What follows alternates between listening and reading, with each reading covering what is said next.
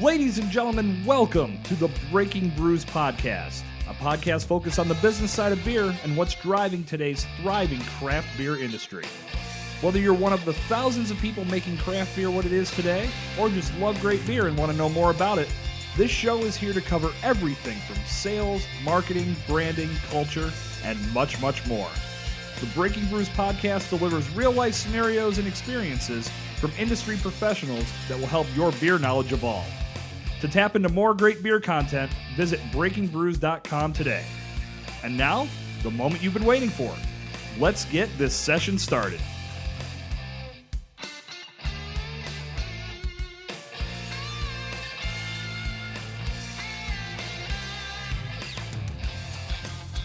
All right, boys and girls, it is time once again to gather around the mic and get ready for another installment of the Breaking Brews Podcast. As always, I am your host, Jason Cercone, coming at you today with Session 12 of the show. If you haven't done so already, jump back in the archives and listen to Sessions 1 through 11. Then jump over to iTunes, rate and review the show, let me know how I'm doing with the podcast, and help the Breaking Brews Podcast find the ears of more thirsty beer enthusiasts and beer professionals just like you. You can subscribe to the show on Spotify, Stitcher, Google Play, or iTunes/Apple Podcasts. And for everything about the Breaking Brews Podcast, stay up to date on our website, breakingbrews.com/podcast. All right, folks, Session 12 is upon us, and today we are talking about climate change and its overall effect on the craft beer industry and how it can have some long-standing effects on the liquid that we love.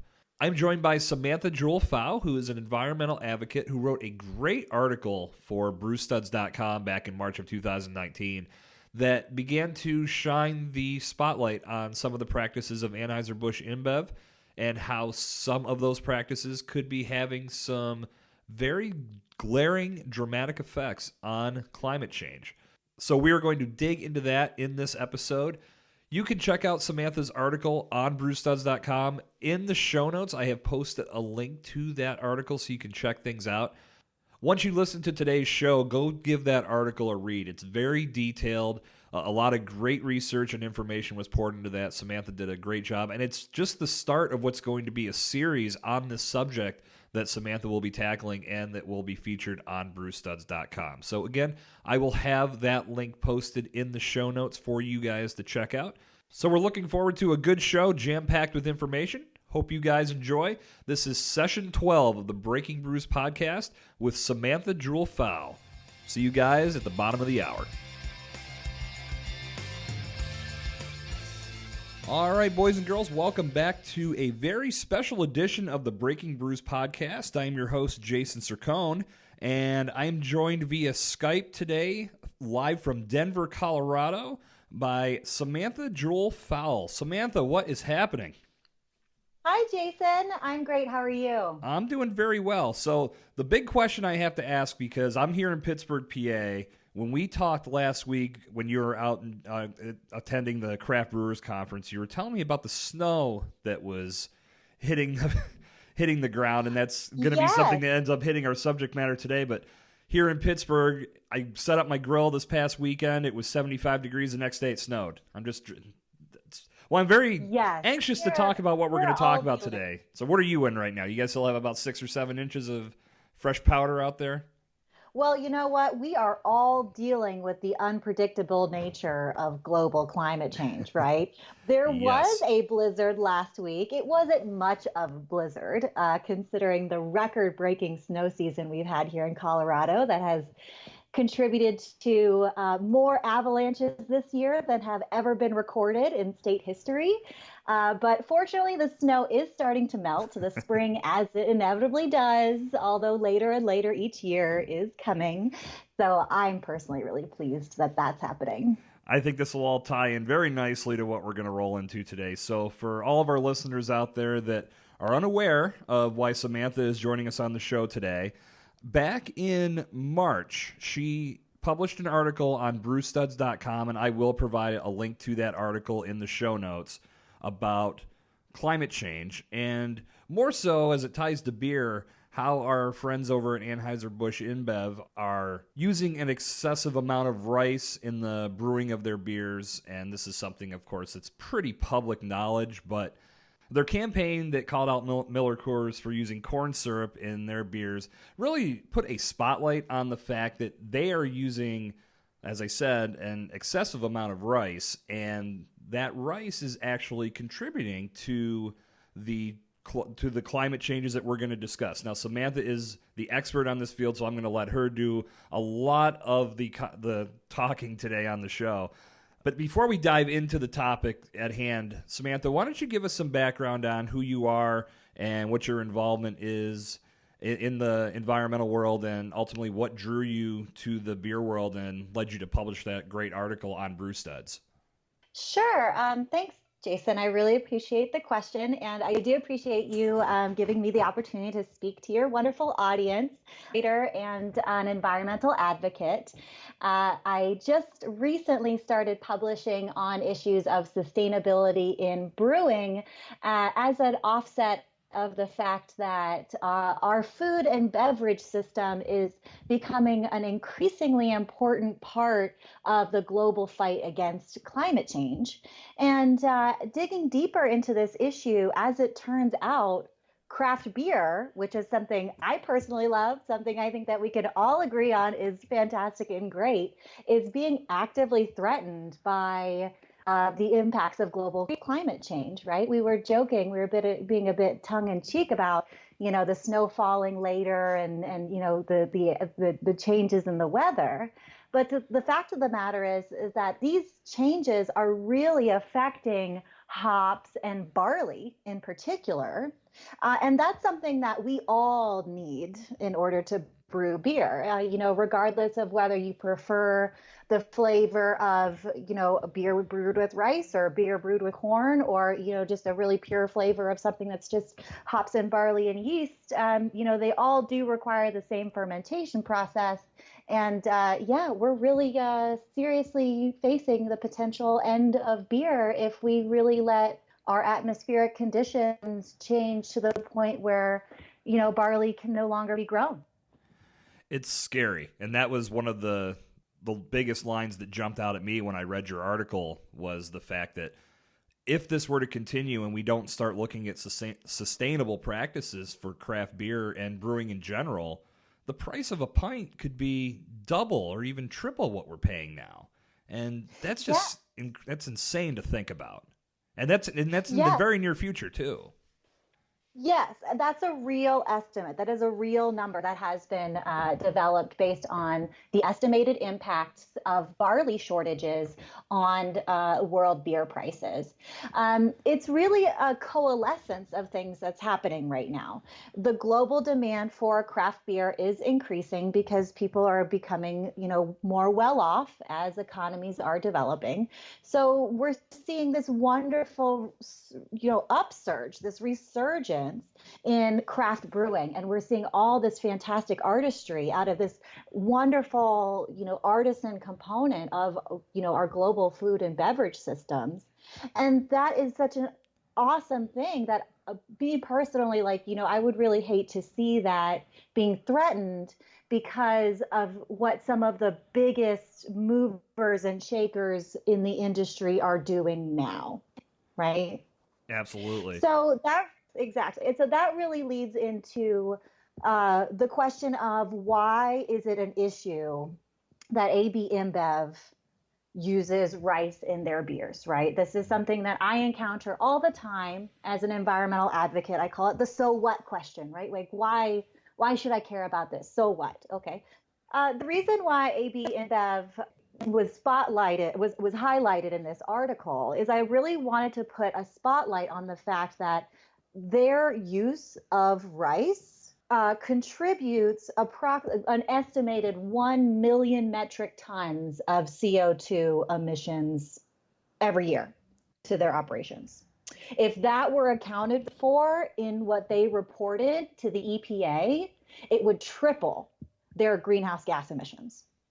So even though we do have systems in place that require big beer producers like Anheuser-Busch, like Miller Coors, to report what CO2 equivalent emissions are coming from their facilities. These companies don't have to report the emissions that are a result of other parts of their operations. In this specific case, their supply chain, right? Mm-hmm. So AB InBev consumes approximately 8% of all the rice that is grown in the United States. This is in addition to what they grow themselves on a giant mega farm that they have growing rice in Arkansas. But beyond that, the vast majority of the rice that is grown in this country goes towards making beer. Well, I don't have the figure in front of me right now, which actually I should look it up. It's something that, because so much rice goes towards beer production, and because Anheuser-Busch is the leading producer of rice-based beer, what they do will set a trend for the rest of the industry, right? Mm-hmm. I mean, don't you agree? Absolutely. And I know there are some craft breweries that have done beers with rice, but not to that degree. It's never been on that mass-produced scale. Obviously, no breweries are producing beer on that mass scale like Anheuser-Busch is, but I know it's been in a lot lesser quantities. And the thing that it just makes me, that boggles my mind about this whole thing with Anheuser-Busch is the fact that, they may not be reporting this, but they have to have some idea in their mind that this is affecting the environment, the way that they do brew their product. So why would they create a campaign that puts a spotlight on somebody else, not thinking there's going to be this reverb that comes back and affects them, and it puts the spotlight on what they're doing? It was just a weird approach, in my opinion. It was very weird. It was puzzling. I like to envision a really fancy conference room full of people that are just agreeing with each other and falling into the pitfalls of groupthink, right? Everybody got really excited about Game of Thrones, which was awesome in all fairness. But it really was puzzling. It really was just not a great idea. It got them sued, right? Mm-hmm. And it also really caught some negative attention in the media that I think that they otherwise would have preferred to have avoided, right? First of all, AB InBev uses uses corn in many of their beers, including those that have the Bud Light label on them, the flavored beers and those varieties. And so it's a puzzling question why this specific decision was made, in that fateful boardroom. But the fact of the matter is that AB InBev is a big enough player in food and beverage globally, right, that it is playing a meaningful role in global climate change. What it does matters.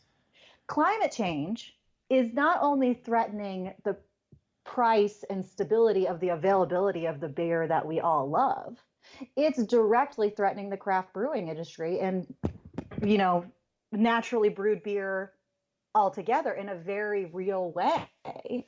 And as a member of the beer drinking community, I'm craft brew lover, love myself.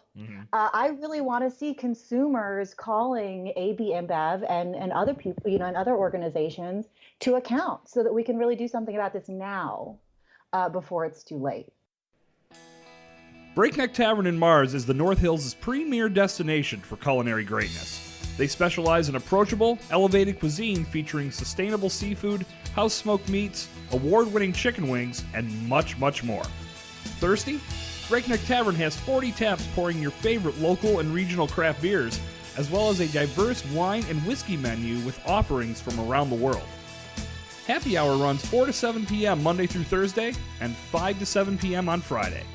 Visit www.breaknecktavern.com to learn more and follow them at Breakneck Tavern on Facebook, Instagram, and Twitter. Bud Light remains America's most popular beer. Right. But sales are falling. Last year, they sold 7% less Bud Light than they did the year before. Right. It's the largest annual decline on record. And, in terms of those folks in the boardroom that are succumbing to the pitfalls of groupthink, maybe it's time for them to take a new angle. When consumers make sustainability an issue, which is really what I'm encouraging, that's my mission personally, retailers respond. This is what has forced Home Depot to become one of the most or the largest seller of certified sustainable timber in the country, is responding to consumer demand. And I would really like to see the same thing happen in brewing. Now, it's Home Depot and beer. Well, maybe it's not a tough comparison. I'm just wondering, as beer drinkers, maybe I should pose this in a different way. What did the consumers do to enforce that change and get the ball rolling to where Home Depot made these changes and look at where they are now? It was very much a grassroots advocacy effort that just made real moves. It started in the 1990s. It was an organized environmental advocacy campaign directed at shining the spotlight on Home Depot's tendency to sell lumber from forests that are environmentally, ecologically fragile. And so it started just with grassroots advocacy and protests, and it really just snowballed during a time. This was during the Clinton administration, where environmental efforts were, they were getting political traction, and eventually it just got enough attention from the upper ups at Home Depot to make real change in their supply chain. Because it's really not, once you are talking to the folks who are crunching the numbers for your company, it's not hard to convince them of the operational benefits to adopting sustainability practices, like true, authentic sustainability practices. This is true no matter whether you're Home Depot, no matter whether you're Walmart, which has a really robust system for tracking and improving the sustainability of all of its retail products. It's just as true for the big guys as it is for Anheuser-Busch and Miller Coors and your local independent craft brewer. Sustainability and efficiency are flip sides of the same coin. There are many reasons why, from a business perspective, you would want to adopt sustainable practices. Just the fact of the matter is, when you're running these when you're running these complex operations, it's just a question of what gets the most attention at the time, often. Right. And if you can make that case that improving sustainability isn't just an ethical or a social issue, but rather it's good business sense for people in a complicated industry, that's a really compelling argument. Absolutely. And you have to wonder, too, you had mentioned how the sales have declined for Bud Light once again. And I've said this for a while. When I look at how they advertise and the commercials that they put out, they're still on that level of entertainment, which has been their shtick for years. And when you look at how the beer world has shifted, so many people now are focused on quality. Now they're trying to make it like their product is quality, but it hasn't changed. You have to wonder, with all of that combined with what they're doing to damage the world and ultimately shift climate change with this excessive use of rice, do you think they'll take this big drastic step to maybe change that product that has been a staple of beer for decades at this point? It seems like it would make sense with the steady decline of sales, but who knows? They may still try to win everybody over with smart marketing, which ironically is screwing them up a little bit at the moment. Sure. If the Corngate scandal showed us anything, it's that AB InBev's marketing department has a few unanswered questions regarding consumer preference, right? Right. It was a swing and a miss. I mean, it did not catch anyone's attention other than raised eyebrows and perplexed chuckling. It was really not a very good reflection of a Fortune 500 company's very sophisticated marketing team, right? Yeah. Because you raise a good point. I mean, why not take on a new angle, right? I mean, why, if you're looking to see how do I get people to want my beer more? How do I increase demand for my beer? The first question you have to answer is what does the beer drinking public care about? Mm-hmm. Game of Thrones, yes, right? I think that was kind of the idea, like that was the notion behind it. Right. But it didn't ring authentic. It came across as silly. That perhaps by embracing a more authentic angle of improving sustainability and reducing environmental impacts, AB InBev can make people care about their beer more again. Maybe. I don't know. I'm not in the room. I wasn't subject to the groupthink. I can't tell you. Yeah. Well, it's so hard to say because despite all of this, I don't know the official numbers, but I know that for the longest time, and it may have been taken over by Miller Lite, but it's still one of the top selling beers in the country. So, yeah. Even though sales have declined, it's still at the top of the list. So it's one of those things where you almost have to feel like if they continue to be complacent and not be nimble with what they do next, then eventually we may not live to see it, but it could be where they fall off the planet with that beer and no one's drinking it anymore. Sure. And again, that's just very, very wide-eyed speculation at this point. But that's how I see this, is that, there's a lot of negatives that are coming from what these guys are doing on a daily basis, be it with their brewing processes or being through their marketing efforts. But at the same time, people are still drinking that beer and keeping those sales through the roof. So how quickly do they need to make the shift and possibly change the product or change their approach? Again, that's more of a rhetorical question that we have to think about, and who knows how this is going to unfold. Well, but it does raise an interesting question that I'm always struggling with as an environmental advocate, insofar as what should we be doing now for a problem that seems so far in the future? But the fact of the matter is, anyone who has kids, anyone who's been through major life events, anyone who's been on this planet a couple decades knows that 10 years can go in a blink of an eye.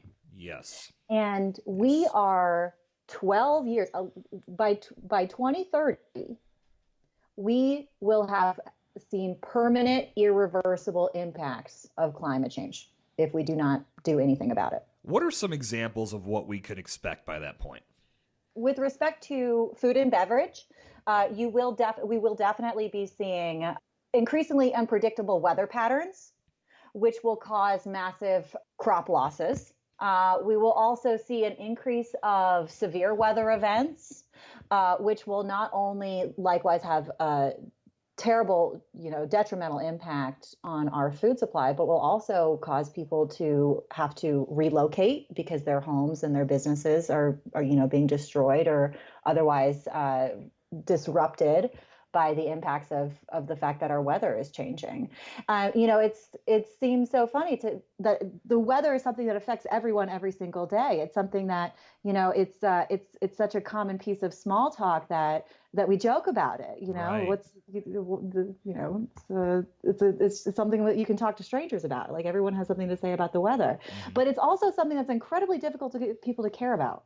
I found that to be a very It's almost like a cognitive dissonance sort of thing. Like, it's too big. It seems like too much of a problem. It seems like something that's too far in the future. Right. But the fact of the matter is, we are already seeing the impacts of climate change insofar as we have increasingly unpredictable and severe weather. Right. That is going to directly impact our food and beverages first. Right. I mean, there's no need to explain why we need to make sure that our weather is predictable, to make sure that we can, provide, safe, clean food and water for an increasingly crowded planet. if you're looking for like the quantifiable numbers, I don't think that's really what gets people. I mean, I think what gets people is the fact that if you have kids in elementary school right now, by the time they're graduating college, by the time they're getting married, by the time they're having their first jobs, we will have destroyed ecosystems. We will have permanently lost species that have gone extinct. And this is something that, unless you want your kids as future adults sitting on couches in their psychologist's office, blaming you for the fact that these things are gone now, that coral reefs are gone now, that elephants and giraffes and all the large predators that used to roam Africa are gone now, that barley, the key ingredient in making naturally brewed beer, is gone now. If you don't want to have to explain that to your kids when they're adults, the time to do something about it is now. Yeah, I guess if there's anything that my daughter, being my daughter, could flip out on me about and be on some couch in the future, it would be the fact that she couldn't drink beer like her dad. So exactly. I mean, this is real. This is something this is a real concern. Even on the simplest of levels, when I think of how weather here in Pittsburgh has been over the course of the last 5-6 years, we're an area where we experience 4 seasons. The last couple winters have been extremely mild. We've had some cold days, we've had some snow flurries here and there, but no major storms, nothing that was not at least, you could still get around in your car. We had a couple days where that polar vortex kicked in and everybody was freaking out about that, but it really wasn't that bad. You just stay inside and wear layers. It was pretty elementary, but I think back to 5 years ago when I was going to the gym in the morning and it was -5 every morning for about a month and a half when I left the house. It seems like with everything that's happening with climate change, we're seeing these seasons be, like you said, they're unpredictable, and they're definitely not what they used to be. So you can clearly see a change in that respect. Yes, and the systems that we rely on, the natural systems that we rely on for our food and beverage systems, it's easy to take for granted that you can go to the grocery store and you can pick up what you need. The fact of the matter is, this is all a result of a very complicated system of production and transportation and distribution that big players in the food and beverage industry, are pulling the strings of. This is how it becomes part of our existence, part of our culture, part of our lifestyle, to be able to just go out and get the things that we need, right? We expect this, we take this for granted. But those systems are actually very, very delicate. And so slight changes in the weather that may or may not be noticeable to you or I in our day-to-day, they're actually impacting agriculture in a really significant way that is only multiplying as that agriculture goes through the levels that it goes through to get from growing out of the ground to packaged in your grocery store. The estimate that regarding the doubling of the price of a pint of beer due to the climate change impacts on barley growth, the doubling of the price of a pint of beer is estimated based on a 17% reduction in global barley crop, right? Right. Wow. Slightly less barley means way less beer. And that's something that is really hard to grasp, as just because that's not our role. That's not our place in the global food system. We're consumers. Mm-hmm. It's AB InBev's role. It's the folks that are the major players pulling the strings in these larger systems. It's at least in my opinion. How are they masking the effect that they're having on the environment with this massive use of rice and how it's affecting everything we've been discussing today?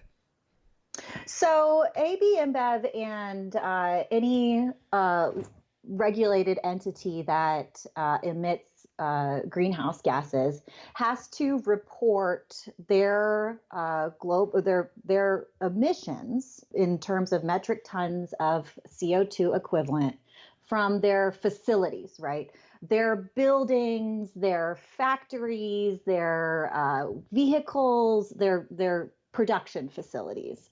So AB InBev has reported in the most recent regulatory filings from 2016 to the EPA, they reported 500,000 metric tons of CO2 equivalent from their production facilities. This is something that it's public. It's a matter of public disclosure, and it's something that they take accountability for. And as a result, they recently announced that they're trying to get 100% of their electricity, of the electricity that goes to power their production facilities from renewable energy resources, right? Because AB InBev has to report the greenhouse gas emissions from their facilities, they are doing something to reduce the greenhouse gas emissions from their facilities. However, they do not have to report any of the greenhouse gas emissions that they are accountable for in their supply chain. And that's really what I'm trying to shine the light on. If you take a broader view of AB InBev's accountability, that 500,000 metric tons of CO2 equivalent, if you add the estimate share of their greenhouse gas emissions due to their national rice demand, this number triples. So if the company had to take accountability for that, then obviously they would be doing something analogous to what they're doing to cut their facilities emissions. But they don't. I was like, well, right? They don't, unless we as consumers and me as a member of the media, unless people make them do something about it. And I know you had mentioned in your article that you had reached out to them for comment. Did they? And they never got back to you. Since then, have they reached out to you in any capacity? No, I didn't think so. I haven't heard. I figured I'd ask, but I pretty much knew the answer to that one. It's insane to me that they are not held accountable for this stuff, and I'm looking forward to seeing what comes of this, hoping that there is some change that will make them be accountable. Sure, and it bears mentioning that the fact that AB InBev or any large emitter of greenhouse gas, for that matter, is responsible for reporting their greenhouse gas emissions at all was a very hard-fought legal battle. That's something that these companies are accountable for as a matter of law. And a lot of environmental advocates fought tooth and nail to make that happen. And so it's very unlikely that there will be any legal changes that will force AB InBev's hand with respect to taking accountability for the greenhouse gas emissions in their supply chain, which is really where you and I play a role. This is really where the consumer education and the advocacy becomes so critical, because, you know, we can't trust our politicians to make this happen for us, but it really needs to happen. So as consumers, we need to do something about it. And that begins by just telling Anheuser-Busch and, really any consumer product that has a similar situation, for that matter, that, we're going to spend our money in products that are sustainable, because we know that $1 spent on a sustainable product today is saving us $5 10 years from now. In your research, did you come across anything about AB InBev potentially looking for alternatives to their brewing processes? I do not, and I would not anticipate that AB InBev would change their brewing processes. Rice is a really critical part of their brewing tradition and the flavor profile of Budweiser products. What I would really like to see, however, is Anheuser-Busch demanding more sustainable rice and all agricultural products, for that matter, and really just taking better accounting and accountability for its role as a major player in the global food and beverage system. Right on. So you were just at the Craft Brewers Conference that took place in early April of 2019, and Yeah. From what you were telling me, it sounds like there was a lot of great ground covered, and it's just scratching the surface, obviously. But give us some insight about what you experienced at the Craft Brewers Conference and some steps that the industry as a whole is looking to take in this capacity. Sure. I had a great time talking with the sustainability folks, both at the Brewers Association as well as within the many vendors and exhibitors and brewers that were represented at the conference. It was really an eye-opening experience regarding what's going on the ground from the grassroots in terms of innovations in sustainability, because there are a lot of brewers that are finding, first of all, that they can make a cleaner product, in terms of, flavor profile and ingredients. By using more sustainable practices. Of course, there's always the efficiency and the money-saving approach and aspect of sustainability. But more than anything, it was really eye-opening to see how many tools and resources are available for independent and craft brewers. I sat down with John Steyer, the sustainability mentor at the Brewers Association. The Brewers Association has some fantastic tools available online, and he specifically made a point with respect to the beer industry that improving sustainability isn't just something that is great for the beer drinking community or your local community. It's a good business move for your small brewery. This is true no matter what scale you're at, no matter if you're just refining your process and you need the cleanest ingredients, or whether you're trying to scale your production and you need to make sure that you have the resources available for growth. Even though sustainability has always been a hot topic in the environmental community, it's really becoming more and more relevant from the production side. And it was really exciting for me as an advocate to see people that are sort of MacGyvering sustainability solutions into their operations, because it's just a clever solution to a problem that craft brewers around the country have to deal with. That's great. No, it's good to hear that there's already steps being taken, and as we move into the future, hopefully it's going to have a major impact. Absolutely. Yeah, absolutely. And, you can expect plenty more compelling content on BrewStuds regarding sustainability, technologies that will reduce the environmental impacts of your beer, ways that you can save money with sustainability, tools and resources that brewers and the craft beer community can use to, just address the environmental impacts of what we're passionate about. And I'd like to thank you, Samantha, for getting the ball rolling on this subject. And again, for all of our listeners, I will put the link to Samantha's article in the show notes, and you can check out what she put together. It was very thoroughly researched and well written. A lot of great information there for us to consume. And again, a lot of eye-opening information as well, and things we really have to be cognizant of as we continue to go forward with our love of beer. And if we want to continue this love of beer and keep it at the manageable level that it's at today, we all need to do our part to make a difference. Well said. Thank you. Well, I think that's a good way to wrap up. What do you think? All right. Well, most definitely. Although there will be more fun to come. I plan on publishing many, many more articles on the various topics of sustainability and environmental conservation that are relevant to the craft beer community.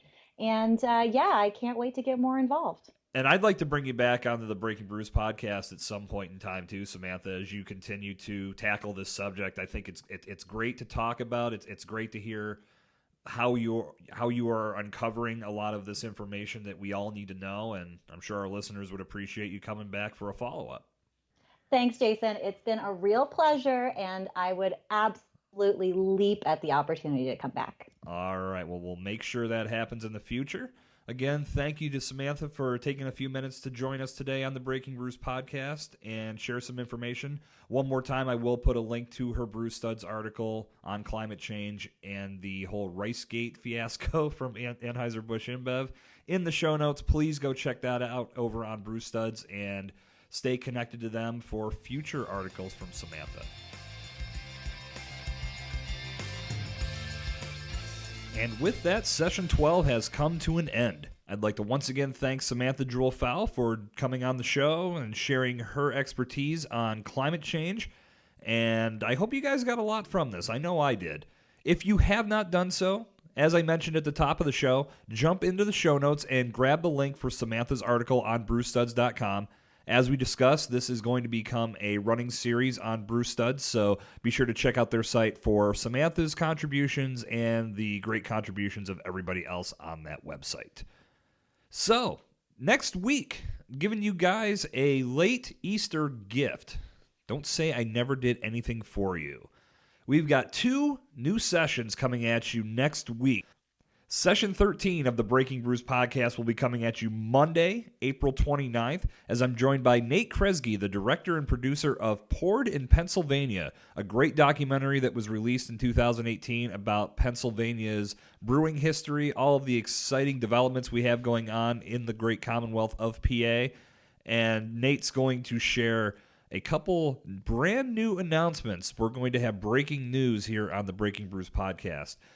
In addition to that, we're going to talk to Nate about the production of Poured in PA, some of the things he learned in his travels throughout the Commonwealth of Pennsylvania, interviewing different brewers and brewery managers, bartenders, you name it. He had a lot of great expertise on there. If you haven't checked out Poured in PA, Nate's going to share on the show where you can find it very, very soon. So looking forward to that. That'll be on Monday, April 29th. That's a special bonus session of the podcast for you next week.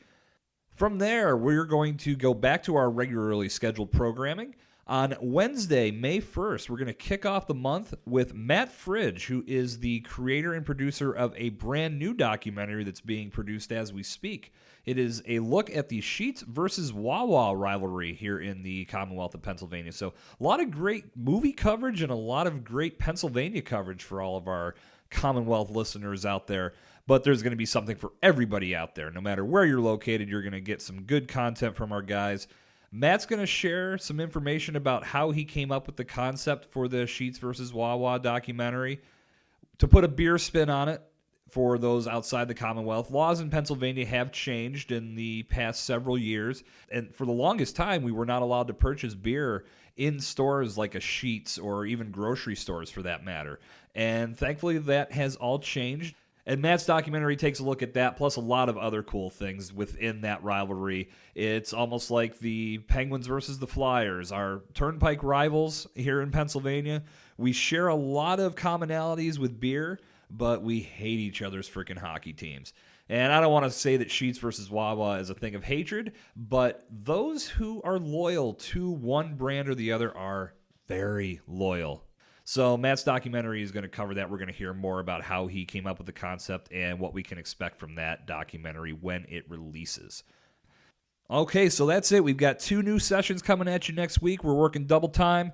If you haven't done so already, go review the show. Go rate the show on iTunes. Let me know how I'm doing. Always love the feedback. Always love hearing from you guys. You can drop me a line on Twitter or Facebook or Instagram at Breaking Brews Co. Always like to hear you guys there. You can tag the show, hashtag BBPod, also tag Breaking Brews Co. as well. I am your host, Jason Cercone. Today has been session 12 of the Breaking Brews podcast. We'll be back next week with 2 new sessions, starting with session 13 on Monday, April 29th, 2019. Until then, this has been The Word of the Poured.